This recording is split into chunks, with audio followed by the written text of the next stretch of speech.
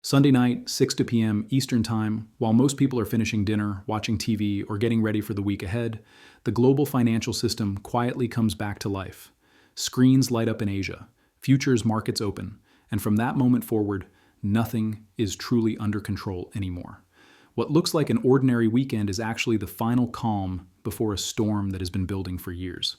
$688 billion is already gone. Not lost, not mismanaged, not delayed. Gone. The money that helped support American markets for 2 decades has vanished, and with it disappears the invisible support that most investors never even knew existed. Retirement accounts across the country are sitting fully exposed, frozen in place, unable to move, while the machinery of global finance prepares to act. Algorithms are already set. Orders are already prepared. No emotions, no hesitation, no mercy. When the switch flips, they execute. By the time most people wake up on Monday morning, the damage may already be done. Not slowly, not over weeks. Instantly. This is not rumor or speculation. This is math. This is how modern markets are built, and when the inputs change, the outputs follow whether anyone likes it or not. Welcome to Boring Economy. This is a place for people who don't need excitement or hype. This is for people who understand that real danger usually arrives quietly. If you value analysis that respects your intelligence, analysis that belongs in a boardroom instead of a circus, then you're in the right place. When the noise gets loud, clarity becomes priceless. Right now, as families enjoy their weekend and the world sleeps, the most dangerous financial event of our lifetime is lining itself up. Sunday night is not just another trading session. It is a pressure release point. When Asian markets open, they will be forced to process information that has been building for months. And the first few minutes of trading may decide the direction of trillions of dollars in global wealth. This moment already has a name among professionals: Black Sunday. And the name fits, because darkness spreads fastest when people don't realize what they're walking into. The trigger is simple, but the consequences are not. China has liquidated hundreds of billions of dollars in United States Treasury bonds. To many people, that sounds technical and distant, but the reality is brutal. For years, Chinese capital acted as a steady buyer of American debt. It helped keep interest rates lower than they should have been. It helped support stock prices, housing prices, and the illusion of stability. That support is gone. Markets are like buildings. They don't float. They require a foundation. When a foundation is removed, the structure doesn't gently settle. It collapses. Most everyday investors believe the market sleeps on weekends. They believe Friday's close locks everything in place until Monday morning. That belief is comforting, and it is completely wrong. The market never sleeps. It simply moves out of sight. While Americans rest, trading desks in Tokyo, Singapore, Hong Kong, and London are active. Machines calculate risk in real time. Capital shifts silently. And Sunday night carries a special danger that few understand: the danger of a gap down. A gap down is not a normal decline. It is a violent jump lower, where prices open far below where they closed. There is no chance to react, no button to press, no exit door to run through. Losses appear instantly. 10% can vanish before breakfast. And when that happens, the human investor doesn't matter anymore. The market belongs to machines. Algorithms are designed to sell first and ask questions later. When volatility rises and liquidity dries up, they do exactly what they were built to do. They dump risk without hesitation. On Sunday night, when Asia opens, those systems may find themselves selling into an empty room. China's exit has created what professionals call a liquidity vacuum. Liquidity is the oxygen of markets. Without it, prices suffocate. This is why crashes don't happen because everyone sells at once. They happen because no one buys. Bids disappear. And when there are no buyers, prices fall until someone, somewhere, finally steps in. That level could be far lower than most people expect. Pension funds are already stretched thin. They depend on stability. A sudden drop forces them to sell assets just to stay solvent. That selling pushes prices down further, triggering more forced selling elsewhere. It becomes a self-feeding cycle with no natural stopping point. Normally, when markets face this kind of stress, a safety net appears. Central banks step in. Liquidity is injected. Confidence is restored. But this time is different. The tools that worked in past crises are no longer clean solutions. Inflation is still present. The dollar's global role is under pressure. Printing money again would solve one problem by creating a much bigger one.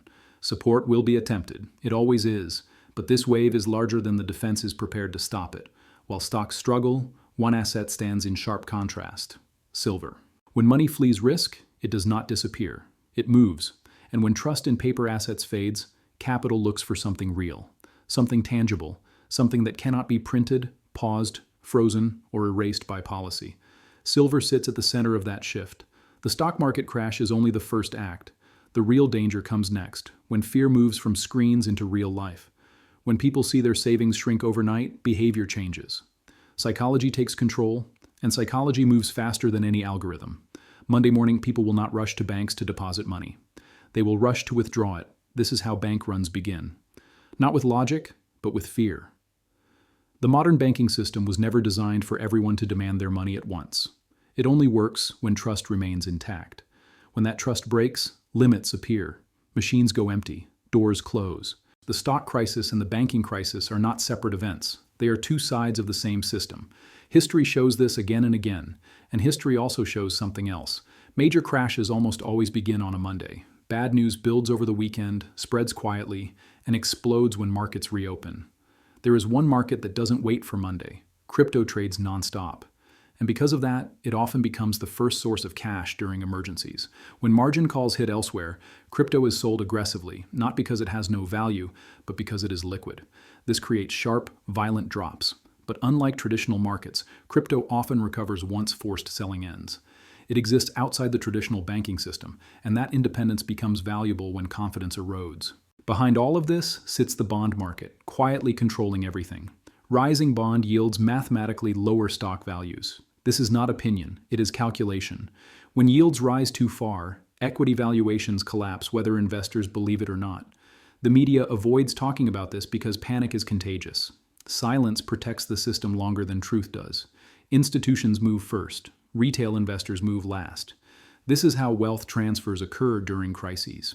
The market itself is dangerously concentrated.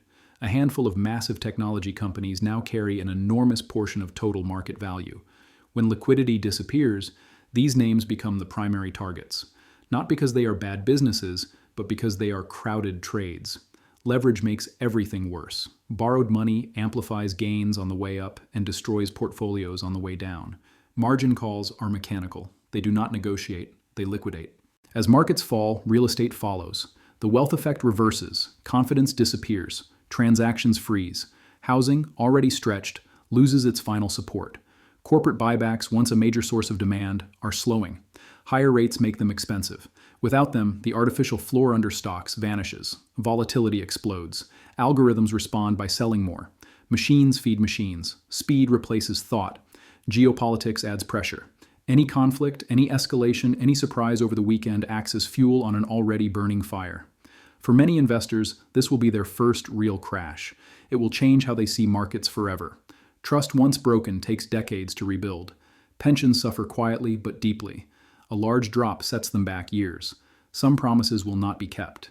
This is not because of bad intentions, but because the math stops working. And through all of this chaos, silver remains small, ignored, and tightly supplied. It does not take much capital to move it. When fear peaks and confidence breaks, silver does not need belief. It needs flow. And the flow is coming. This is not the end of the world. It is the end of an illusion. The illusion that markets only rise. That risk can be erased. That debt does not matter. That liquidity is permanent.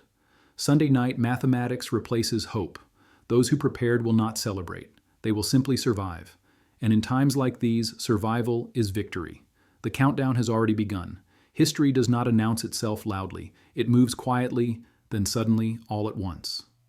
Sunday night, 6 p.m. Eastern, the world changes. The only question is whether you saw it coming.